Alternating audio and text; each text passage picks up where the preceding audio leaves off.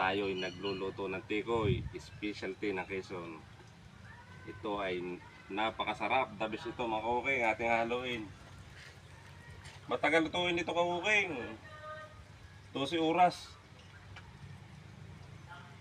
Ito ay ini-steam natin kauking. Malagkit kauking, may gatas, may star margarine at may Queensland mga kauking ko. Yan ang ingredients niyan. Puro malagkit kauking. Ito kauking, kada 2 oras hahaluin yan. Yan nga. Para yung ilalim mapapunta sa ibabaw, yung nasa ibabaw mapapunta naman sa ilalim.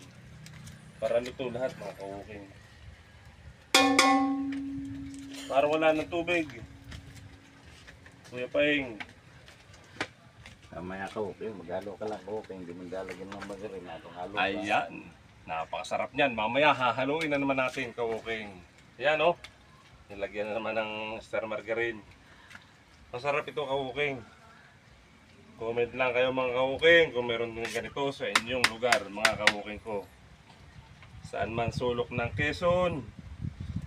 Kung alam ninyo ang luto nito mga kauking.